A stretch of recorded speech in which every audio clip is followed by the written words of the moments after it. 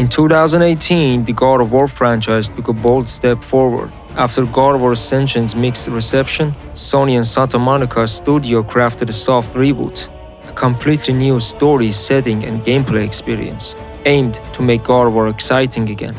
Today's video asks the question, did this critically acclaimed 2018 title truly represented an innovation over God of War Ascension? Is it a better game? I will compare the two games to see which one reigns supreme in the world of God of War.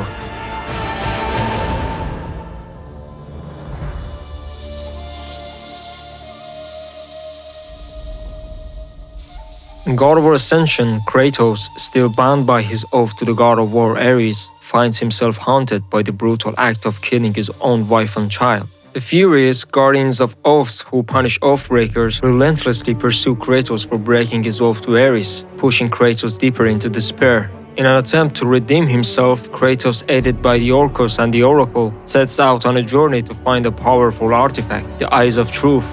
As Kratos gets closer to the truth, a shocking revelation emerges. Ares orchestrated the death of his family, manipulating Kratos into becoming his weapon. Fueled by a renewed sense of vengeance, Kratos faces a final showdown with the Furies and a difficult choice that will shape his future. The narrative in Ascension is non-linear. It keeps jumping around to different scenes, which makes the story feel scattered and lacking focus. It's hard for players to stay engaged and follow along when everything feels so disconnected. Some games may work well with a non-linear style, but it just doesn't fit with the traditional God of War feel. The classic trilogy God of War games were great at creating suspense and keeping the action moving forward. You really felt like you're making strides as Kratos charged ahead. The sense of adventure was there all the time. It was epic, but Ascension kinda messes with that flow. Unlike its predecessors, the story lacked an epic quality. The characters, aside from Kratos, remained unmemorable. With too many plot holes, this story feels like an afterthought. While the core concept of the story had potential, the execution simply didn't live up to its promise. Ultimately, Ascension failed to capture the magic of the previous installments.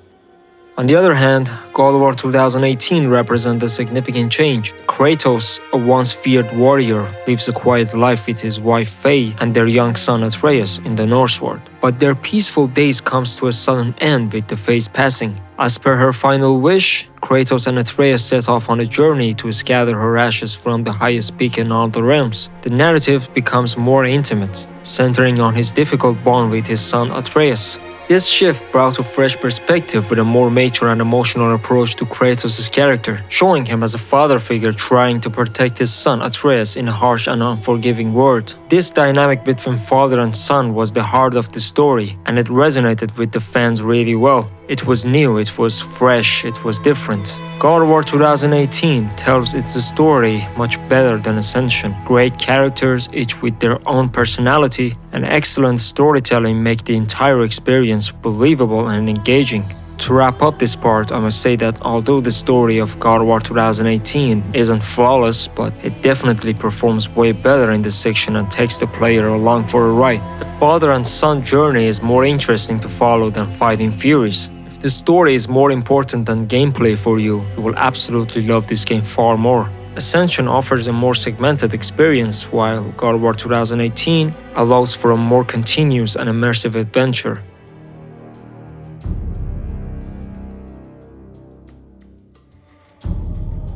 Okay, with this story out of the way, let's compare how these narratives translate into gameplay, combat styles, and overall player agency.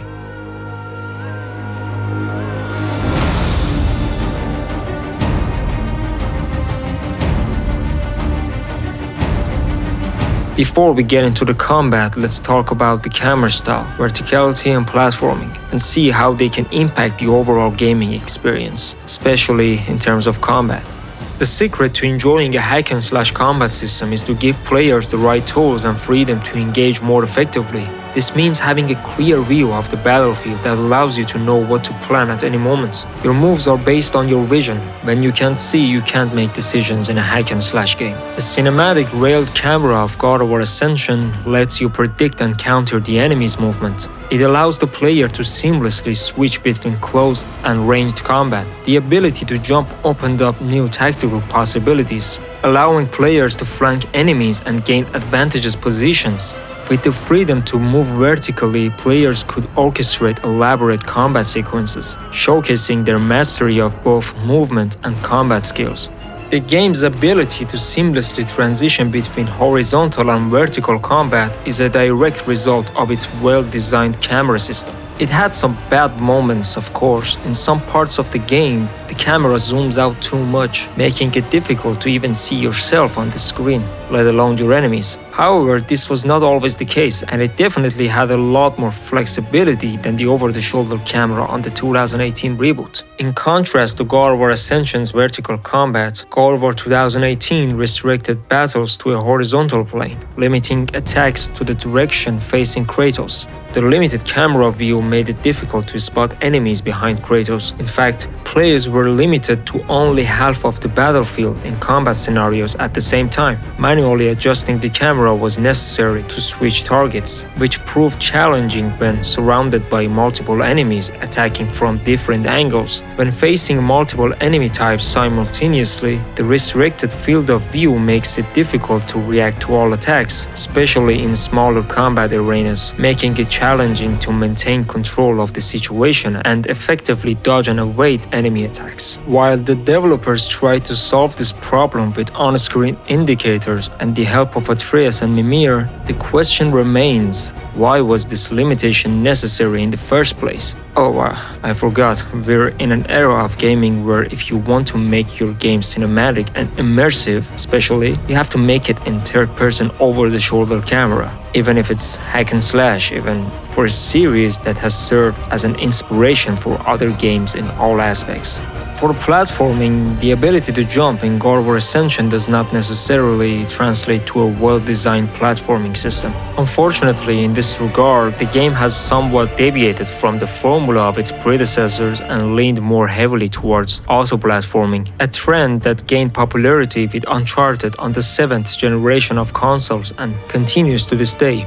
As you know, platforming holds a significant place in gaming, serving as an effective and engaging system since the inception of the video game industry. It adds a layer of challenge and variety to gameplay. In the original God of War trilogy, platforming segments provided a seamless transition between combat sequences, preventing gameplay from becoming boring. While God of War Ascension and 2018 do incorporate platforming mechanics, the player's involvement in these segments is minimal. The game essentially handles the platforming for you. All that is required from the player is a simple press or hold of a button to execute these sequences. Unfortunately, this lack of room for failure makes this mechanic far from entertaining. In God of War 2018, because Santa Monica focused more on the story, you spend a lot of time climbing rocks and rowing a boat. The developers knew these sections could get boring, so they tried to liven them up with story bits told through dialogue, and they succeeded. But even if you're really into the story, it only works the first time. On replays, these parts just get repetitive and too long. So let's dive into the combat.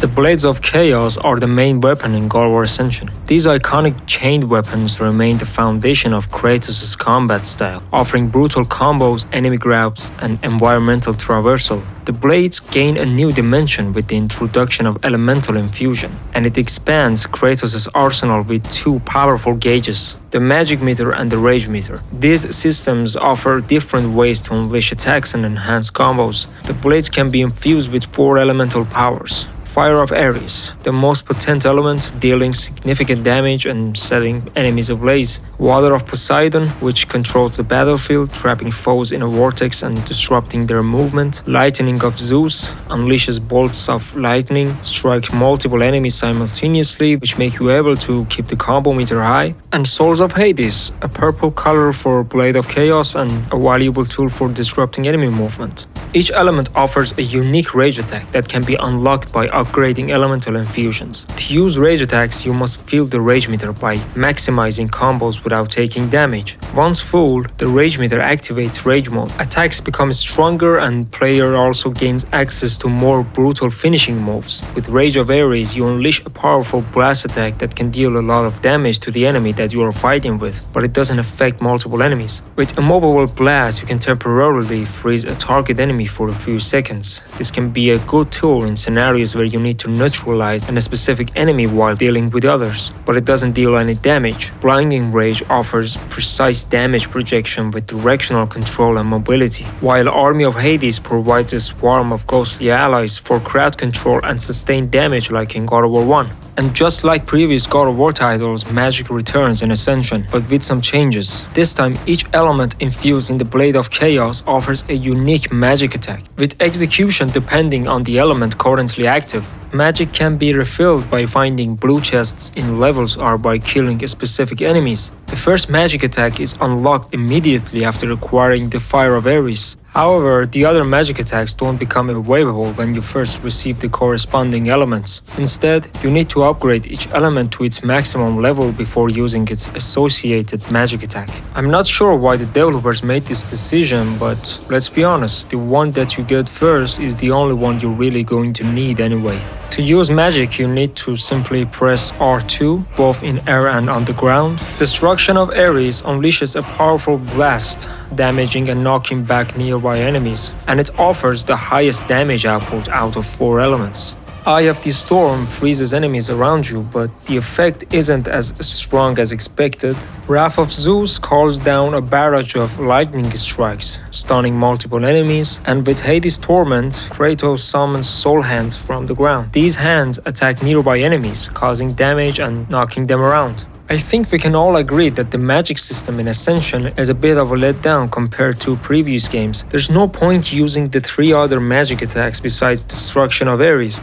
Their damage output is completely underwhelming and not worth draining your magic meter. They might look different, but sadly these attacks offer minimal combat benefit. So what about the moveset? Essentially, the Blade of Chaos moveset is very similar to what we saw in God of War 3, with minor differences and the addition of new moves, which some of them made their way into this game from God of War 1. The level 1 Blade of Chaos offers basic attacks with the square and triangle buttons. Standard combos like square square square and square square triangle are available. Filling the rage meter allows you to gain access to longer and more powerful versions of these basic combos. You have also access to grab moves from start using R1. You can slam the enemy to the ground by pressing triangle, you can attack other enemies or ram into the grappled enemy, and you can also air grab the enemy. However, these moves can only be used on standard enemies in this game, which are satyrs and these minions. The attack options available at the beginning of the game are fine, offer a good amount of variety thanks to the rage meter and the grapple mechanic. Upgrading the Blades of Chaos to level 2 unlocks new square moves, including the iconic Cyclone of Chaos known here as Cyclone of Fury. This move is executed by holding square, and holding it in the air performs this move similar to God of War 1. In addition to square moves, a parry move is unlocked called Spartan's Revenge. To perform it, you need to hold L1 and then press X just before getting hit. If timed correctly, Kratos will perform a shield bash that stuns the enemy, leaving them open for a follow-up attack. The Spartan's Revenge parry system in God of War Ascension suffers from several drawbacks. First, the recovery animation after a failed parry is very long, leaving Kratos vulnerable for an extended period. Second, the parry window is narrow, making it difficult to consistently time the parry correctly. And finally, requiring 2 buttons to be held simultaneously for execution adds an extra layer of complexity and can be awkward for players. These limitations make Spartan's Revenge a less favorable defensive option compared to dodging or the basic defense. Level 3 unlocks triangle moves. These include Olympic Ascension, which launches enemies into the air by holding triangle. Holding triangle in the air performs Falling Helios, similar to L1 triangle in God of War 1 but more effective. However, to perform a Spirit of Hercules and Valor of Hercules, you need to fill the rage meter to max. Some players were unhappy with the fact that some of the combos were locked behind filling the rage meter. Of course, it adds an extra layer to the combat and it encourages players to master the game's mechanics to unlock these powerful combos, but it also has its flaws. The rage meter feels faster with aggressive attacks. This can incentivize players to be overly aggressive and neglect defensive tactics, potentially leading to unnecessary damage taken. Instead of locking powerful combos entirely, they could have offered weaker versions or additional effects based on the rage meter level. This would reward aggressive play without completely restricting combo options and adding healing and a small amount of rage meter gained for successful dodges or parries could have encouraged a more balanced approach to combat. The rage meter in God of War Ascension had the potential to be a truly rewarding mechanic, encouraging aggressive yet strategic combat, but it didn't quite reach its full potential. Evade moves are unlocked after maxing out the Blades of Chaos, enabling Kratos to transition out of dodges more quickly and seamlessly into counterattacks. Holding square performs Athena's Wrath and holding triangle performs Rising Helios. Holding X after dodging performs Apollo's Ascension, which launches enemies in the air. For each element, we have two special attacks, L1 square and L1 triangle. To unlock them, you must upgrade that element separately. Using each of these special attacks can be effective in specific situations. For the Fire of Ares, we have Cyclone of Fire as L1 square. This one is basically a Cyclone of Chaos with a wider range, effective against group of enemies. We have Inferno Slam as L1 triangle, which creates a Fury explosion that knocks back and stuns nearby enemies. And with the execution in the air, Kratos slams both chains down, creating a powerful blast explosion, useful for interrupting enemy attacks and creating space. With the Water of Poseidon, we have Broken Destiny for L1 square, which creates an icy shockwave attack. Poseidon Tremble for L1 triangle. Kratos slams both chains down, creating an ice wave attack. For Lightning of Zeus, we have Zeus's Despair as L1 square. Kratos slaps his blades together and creates an electrical mine. Olympus' Strike as L1 triangle. Kratos throws out his chain and electrifies his enemies. And for the last element, Souls of Hades, we have Tormenting Sorrow as L1 square. Kratos sends a wave of souls shooting towards his enemies, great for a long-ranged attack. And for the L1 triangle, we have Underworld Agony. Kratos rips open the ground and a ghostly hand attack nearby enemies, useful for creating a little distraction. A key point to note about special attacks in Ascension is that their animations cannot be cancelled once the attack is initiated. You need to have precise timing to avoid getting hit by enemies. Using these attacks in air is certainly less risky, but overall, when executed correctly, they can deal significant damage. And since the animations of some special attacks are a bit too long, it can make it challenging to use these attacks effectively, especially in higher difficulty settings where enemies are more aggressive. But the benefits of the elements go beyond just special attacks. Each element also introduces unique changes to Kratos' weapon attacks when you switch elements during the final landing hit of basic square combo and the square-square triangle combo. The Fire of Ares and the Ice of Poseidon are quite similar, but with Thunder of Zeus, a lightning strike occurs upon the final attack, increasing the combo count, dealing more damage and leaving enemies stunned a little bit longer. And with Souls of Hades, a hand emerges from the ground, striking enemies and creating a window for escape.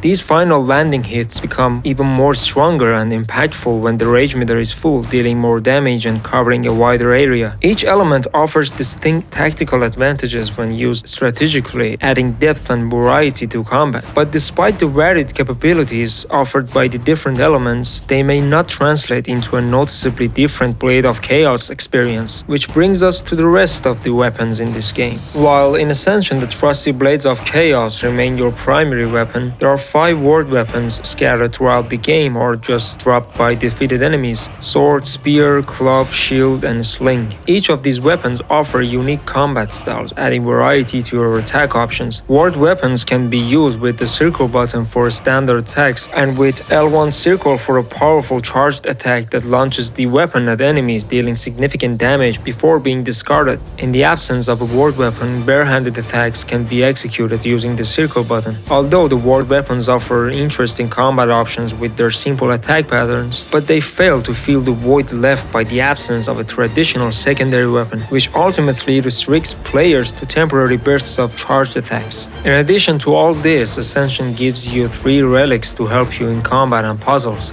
Amulet of Ouroboros contains the power to warp time around the object or enemy it hits. It gives the ability to reconstruct some objects or heal or decay objects based on the game's explanation, so you have to use it on several occasions in the game. When used on enemies, they are slowed for a while in the air and they remain there for a few seconds. The next relic is Oathstone of Orcos. This stone is given to Kratos by Orcos and contains the power to create a shadow of Kratos. This power is used used to solve puzzles as it copies Kratos' pose to hold cranks and chains in place, and it is also used during combat. It makes a copy of Kratos that attacks for a short time. And lastly, Kratos obtains Eyes of Truth during the end of his journey and can use it to dispel the magic barriers created by the Furies. It can also be used in combat to deal damage and knock back enemies, but it's not that impactful enough to make it useful, especially in higher difficulties. These abilities do not deplete Kratos' magic. Instead, it requires the relics to recharge for a short amount of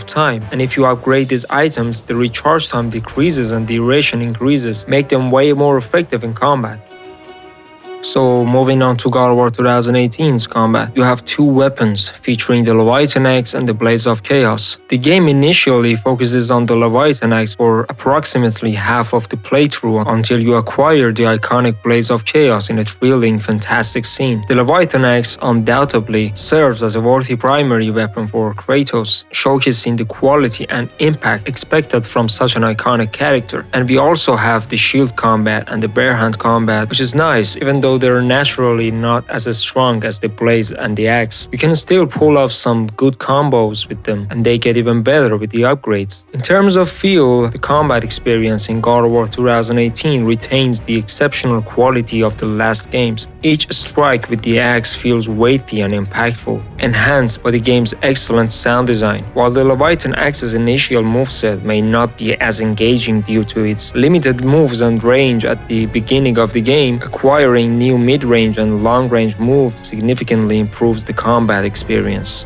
Naturally, the Leviathan Axe's attack range is shorter compared to the Blades of Chaos. This necessitates a closer proximity to enemies to land effective blows, potentially increasing your vulnerability. To address this challenge, after upgrading weapons, the game guides you toward the targeted enemy when you press an attack button while running or dodging. However, the Leviathan Axe's short attack range isn't the sole factor hindering close combat. The game's over-the-shoulder camera can sometimes obstruct your view, making it difficult to accurately gauge the distance between you and your enemies. So here we have the moveset for these weapons. R1 is light attack. You can perform chains of quick attacks, a good way for building combos and rapid strikes. When wielding the Blades of Chaos, these attacks are quicker and have a wider range. Upon acquiring the blades, the increased attack range allows you to strike multiple enemies with a single blow, unlike the Leviathan Axe that's mostly single target focus. R2 is for heavy attacks. With the Leviathan Axe in hand, heavy attacks automatically launch some enemies into the air. God of War 2018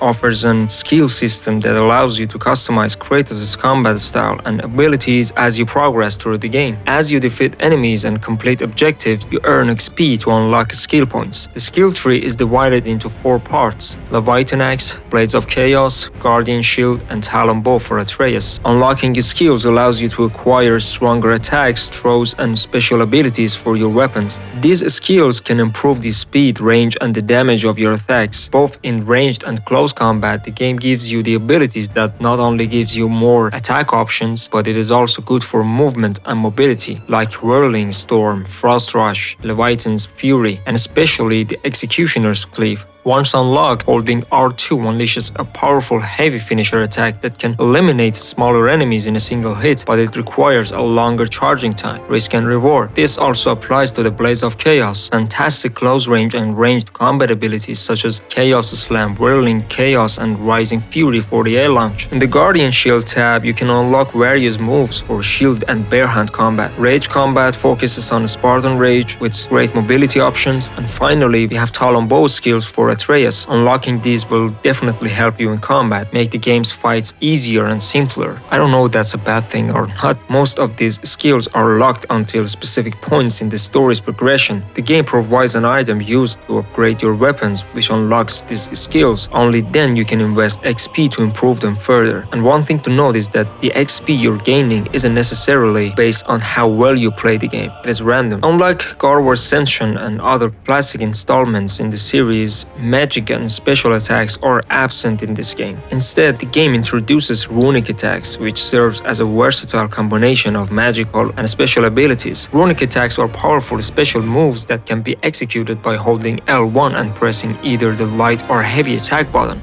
The variety of runic attacks for both weapons in this game is impressive. Light runic attacks are generally faster to execute and have shorter cooldowns. You can only use one at the same time for both light and heavy attacks. Choosing the right runic attack depends on several factors affecting combat effectiveness and strategic considerations. There are totally 4 factors: damage, frost or burn effect, stun, and type.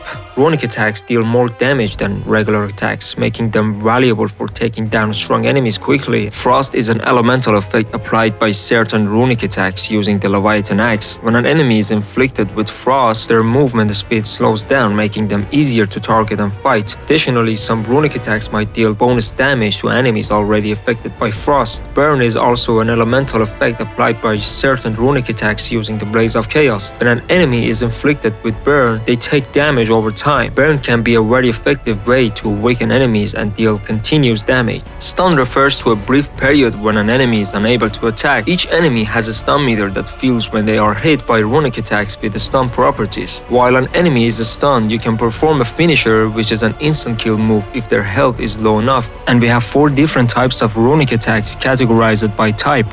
Aimed runic attacks typically deal high damage to a single enemy or a small group of enemies. Area runic attacks are ideal for crowd control, damaging multiple enemies simultaneously. Lined runic attacks can pierce through multiple enemies aligned in a row, dealing damage to all of them. Melee runic attacks are close-range, powerful strikes that deal high damage to a single enemy or a small group of enemies directly in front of Kratos. Most runic attacks have a slow motion effect at the beginning of the execution, and 2 of these runic attacks buff your weapon damage for a few seconds. Unlike special attacks in Ascension, runic attacks in God of War 2018 cannot be cancelled by enemy hits. This means that once you initiate the attack by pressing the button, it will always complete its animation. However, you can still take damage while the runic attack is happening. Runic attacks have a cooldown period, so you need to wait for them to recharge. The stronger the runic attack, the longer the cooldown period. Unfortunately, in God of War 2018, due to the lack of risk in executing these attacks and their overwhelming power, most players prefer to wait for their runic attacks to recharge before using them again. This completely throws the use of regular moves into question and disrupts the balance in the game's combat system. With 4 runic attacks available at once, you can always have one ready to use, especially when you acquire Unbound Potential Talisman. And since they are so powerful, there is little need to use regular attacks. In Ascension,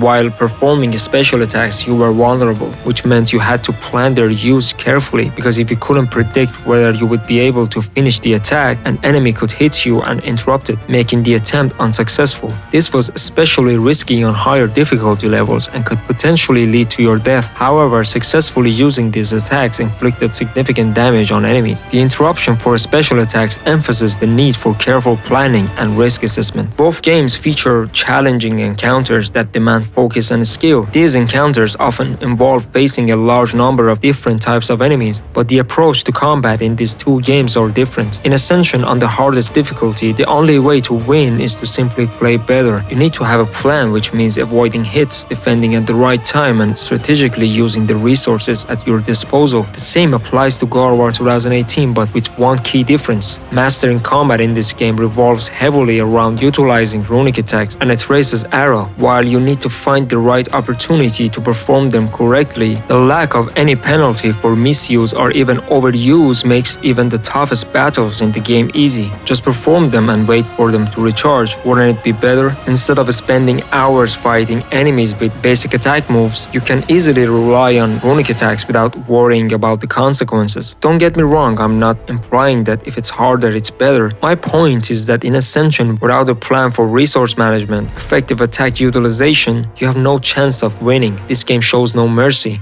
And you know what makes it more challenging in God of War Ascension? Puzzle-based combat. Puzzle-based combat has always been a strength of the God of War series, and Ascension is no exception. These encounters add a layer of complexity and challenge to the fights. For example, in this section, players must race against time to defeat enemies before these 2 fires reach each other. Another puzzle involves using enemies as fuel to raise an elevator, and you must carefully avoid the pitfall and flames. Another one appears during the fight with the Talos in the Trial of Archimedes, and perhaps the most intricate puzzle combat encounter involves placing pressing a Kratos clone on the button to raise an elevator while simultaneously dodging flames and fighting enemies. This demands exceptional coordination and strategic thinking, as players must manage multiple tasks in a fast-paced and challenging environment. So, do we have these encounters in God of War 2018? Yes, like Ascension, these encounters are found in the second half of the game. The first encounter happens in the stonemason level. You must eliminate the enemies within a specific time limit to prevent the elevator from dropping. The enemies in this section primarily consist of Draugrs and Nightmares, but we also have Revenants. Second encounter is in the final quarter of the game. While escaping Helheim on a ship, you must prevent the enemies from extinguishing the fire on the ship so that it doesn't sink. This makes the combat more intense and challenging in this encounter, one of the greatest encounters in the game. And lastly, when freeing the chains in Tier Temple,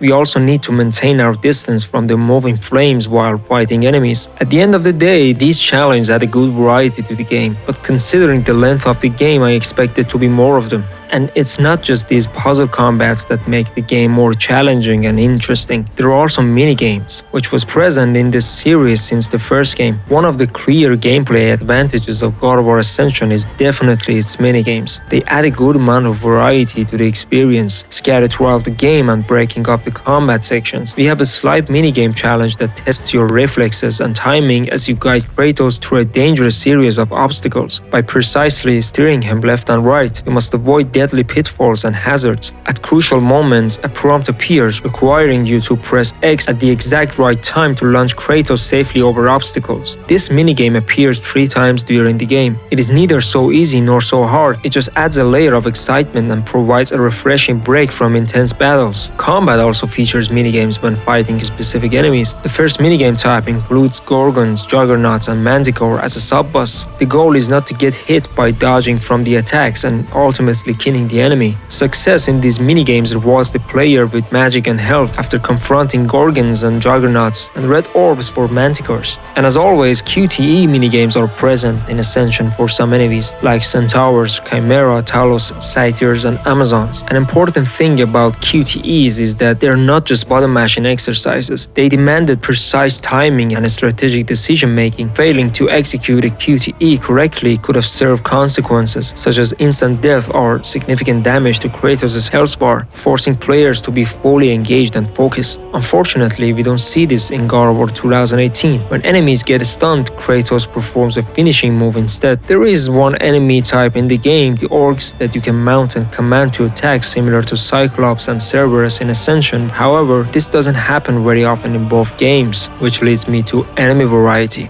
In Ascension, the enemy variety is boosted by the inclusion of enemies from previous games like Cyclops, Cerberus, Centaurs, Sirens, Chimera, Talos, Rafts, Hounds, Satyrs, Harpies and Gorgons. Most of these enemies have received new skins and movesets, adding some variation to combat. New enemy types like the Manticore, Juggernauts, Amazons, Enfusas, Minions and Parasites have also been designed. Fighting enemies in this game is both engaging and challenging. The game has a well-balanced mix of enemy encounters. Not only do the enemies look different from each other, but their combat behaviors and attack patterns are also unique. However, some enemies like the Talos lack a clear attack pattern, and fighting them, especially on higher difficulty levels, can be frustrating. This is due to a shield they create, making them invulnerable for a few seconds. While these Talos aren't everywhere in the game, they can easily disrupt your plans when attacking alongside other enemies. The same issue is somewhat present with Sirens. The attack window is quite small,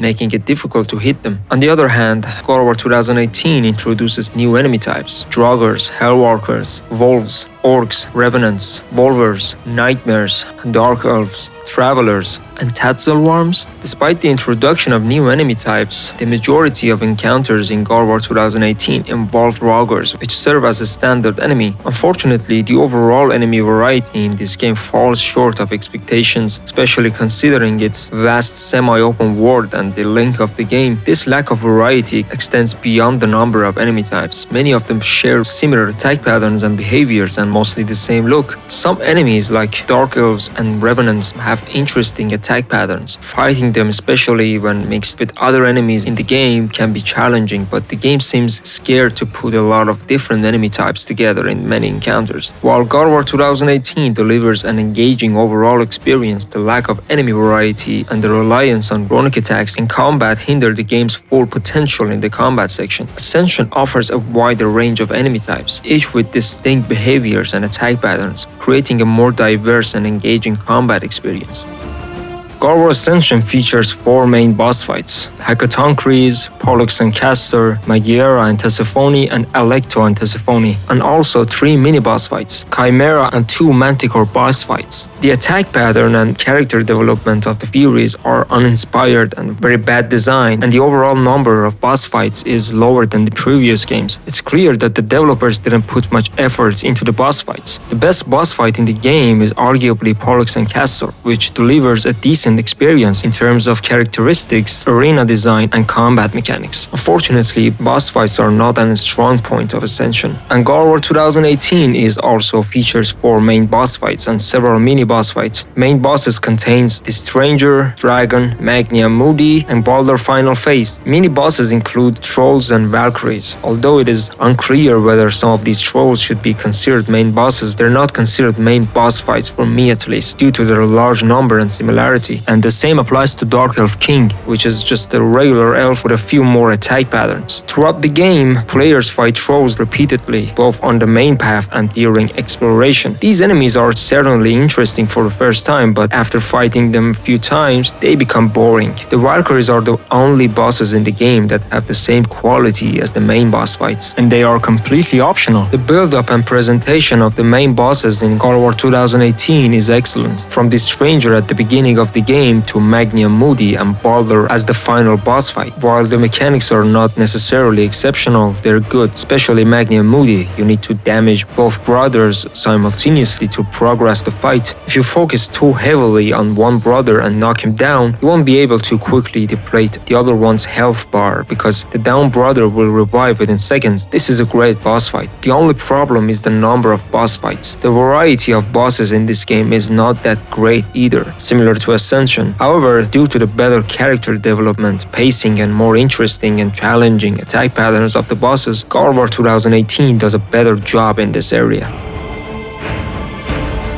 According to the developers themselves, God of War 2018 follows the design principle of combat, narrative, and exploration, while Ascension sticks to combat, puzzle, and platforming. These distinct design philosophies shape the gameplay experiences of each title, and you can tell the difference as you can see it. Even though Ascension offers more puzzles and platforming elements and has good level design overall, but God of War 2018 shines with its superior pacing. It seamlessly integrates exploration, combat, and story, creating a more cohesive experience in the main storyline. Comparing these two games in this regard is a bit challenging, considering Ascension's completely linear structure and shorter campaign at around 5 to 8 hours. In contrast, God of War 2018 unfolds in a semi-open world setting, with the main storyline alone taking over 10 hours to complete. As we've discussed platforming and combat, let's move on to the remaining 2 aspects, puzzles and exploration. Both games feature puzzles that are essential to progress the story. Additionally, some puzzles offer resources as a reward for completion. Puzzles are a major strength of Ascension. The game is packed with ingenious puzzles, some of which require careful thought and time to solve. They strike a perfect balance between challenging and rewarding. These puzzles not only rely on the player's platforming skills and precise timing, but also incorporate items in creative ways. The Oath Stone of Orcos and the Amulet of Ouroboros. The first item utilizes time manipulation, while the second item employs Kratos' cloning mechanic. These distinct mechanics lend each puzzle a unique flavor. I'll take the Eyes of Apollo puzzle as an example, which I think is the best puzzle in the game. In order to solve this puzzle, you need to use your clone and a chain mechanism to activate a beam of light. The game also does an excellent job of integrating these puzzles into the overall flow of the gameplay.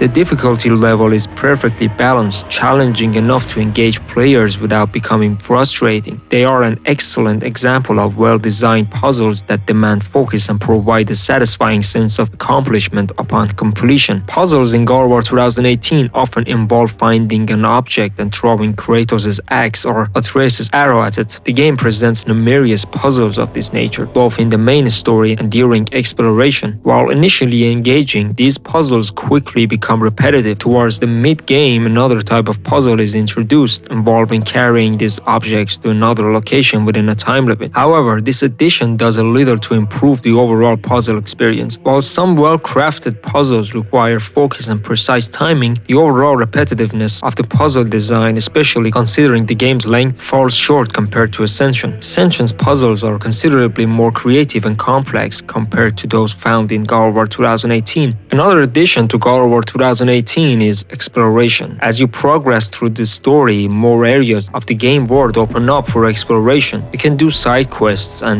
learn more about the game's lore and story. Exploration can lead to the discovery of valuable items like runic attacks, hidden treasures, and collectibles that can enhance your character or provide crafting materials. But like I said before, the best part of the side activities are definitely the Valkyries. Finding and fighting them is one of the most exciting parts of the game, but only when you're not under level. Overall, while exploration adds some good things to the game, like helping to flesh out the story, finding some cool items, and some optional boss fights, I don't see it as part of God of War's identity. The idea of Kratos doing side quests doesn't really fit the series' tone, which leads me to RPG elements. When I first played this game 2 years ago, I couldn't believe it. Kratos, the Goddess Slayer himself, needed to wear armor to boost his stats in order to fight higher level enemies. RPG system in God of War was perhaps the last thing the game needed. After all, the franchise had craved its niche with brutal skill-based combat. Did Kratos really need a gear score and stat chasing mechanics? What did it add to the game? The game throws tons of loot in your way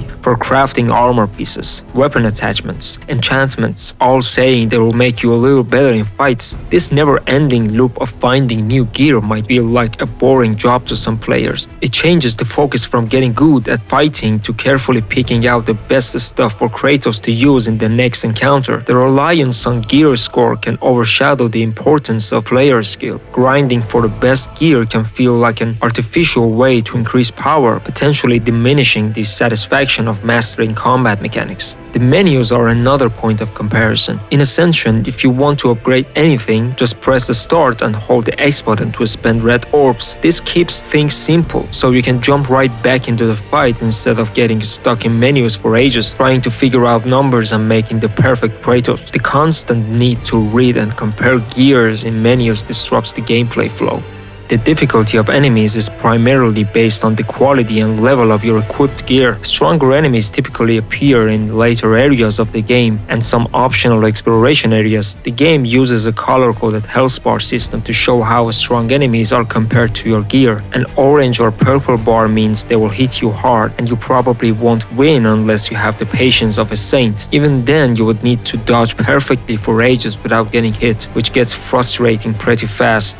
In God of War Ascension, we have no RPG elements and the game is just fine. Not just because it's linear, it suits the world of God of War better. Ultimately, in terms of gameplay, Ascension wins out. It offers better platforming, better puzzles, a wider variety of enemies, good level design, and a great combat system that requires mastery to succeed. God of War 2018 boasts a greater variety of weapons and distinct moves for each, all of which make you feel like a true God of War. However, it falls short in encouraging players to improve their combat skills and utilize all available tools. I'm not referring to a lack of variety in combat techniques or approaches, but rather to the lack of incentivize for using those tools. The game's balancing is off. Runic attacks are powerful and can be used without penalty, and when combined with Atreus' abilities, they can completely throw off the balance of combat. The game is just not balanced on higher difficulties. The flaws in the combat system and RPG elements become especially apparent in higher difficulty settings. Enemy health bar goes way higher than it should be. Even the simplest fights can take minutes, solely due to their clear potential level advantage over you. Of course, these aren't the only reasons God of War 2018 falls short in this department. While the exploration offers some decent rewards, both in terms of items and the story, it doesn't add much to the game and doesn't align with the franchise's DNA. Perhaps the absence of this aspect could have made room for more boss fights along the main storyline. The RPG elements also serve as the justification for exploration system in the game, which are poorly implemented. Enemy levels gradually increase throughout the main storyline. You naturally level up by finding new gear, completing objectives, and defeating enemies. However, during exploration, you may encounter enemies or Valkyries whose higher levels make them impossible to fight until you reach the required level. This aspect forces you to explore other areas, essentially disregarding your combat skills. Leveling up becomes more crucial than actual combat skills. Attempting to fight these enemies at a lower level would result in minimal damage output and quick defeat, usually within 1 or 2 hits. The combination of these factors, along with the lack of platforming, prevents God of War 2018 from fully utilizing its gameplay potential, despite its strengths.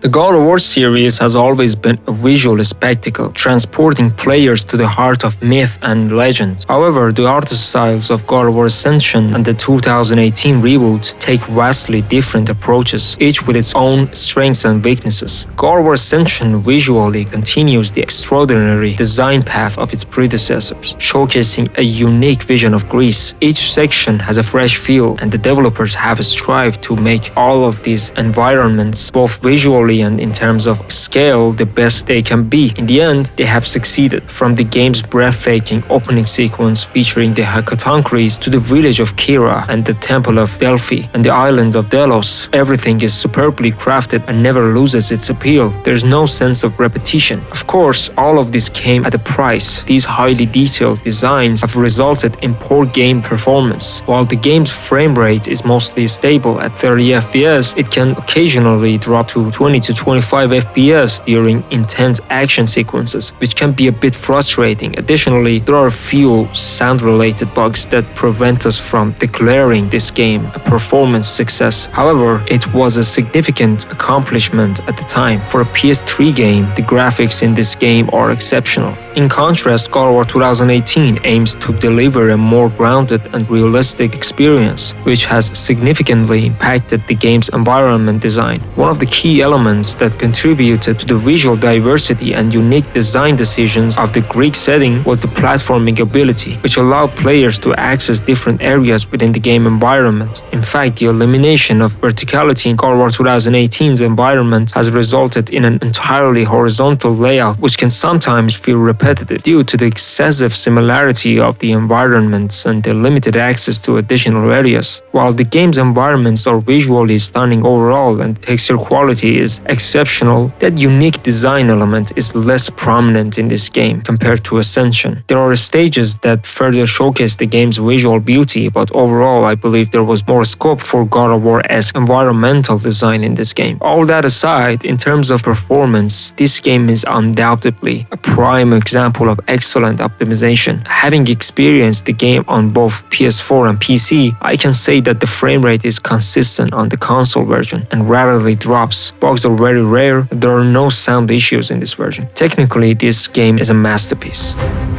Despite its strengths, does God of War 2018 represent a true innovation compared to Ascension? I argue that it does not. God of War 2018 possesses as many flaws as it does virtues. The developers sacrificed almost everything for the sake of the game's narrative, introducing various elements to diversify the gameplay loop. While the combat feels fantastic, don't get me wrong, but the lack of enemy and boss fight variety coupled with overpowered cooldown-based runic attacks disincentivizes experimentation and reduces combat to a cycle of dodging, defending, and repeating runic attacks. The seamless one-shot camera approach clashes with the stop-and-go nature of RPG mechanics in combat. Players spend excessive time in menus selecting items and enchantments for their weapons and armors, worrying about whether they can match the level of enemies. The platforming system, once a hallmark of the series, has been replaced by automated sections designed to deliver story and dialogue. RPG system in God of War contradicts the series' DNA and logic.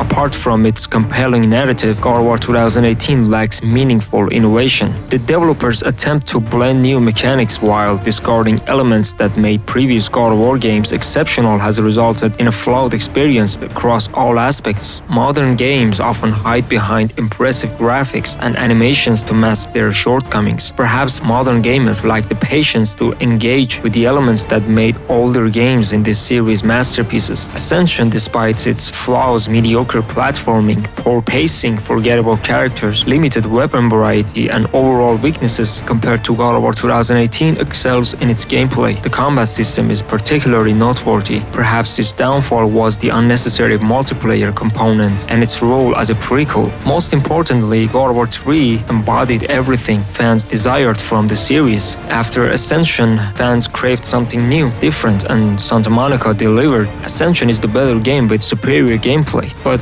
God of War has always been more than just gameplay. Perhaps that's why definitively answering which game offers the superior experience is impossible. At the end of the day, God of War 2018 is a great game and I love it. Alright, if you enjoyed this breakdown, please hit that like button and let me know in the comments which combat style you prefer. The next videos will definitely be even better, as I'm always learning and improving. And don't forget to subscribe for future God of War content.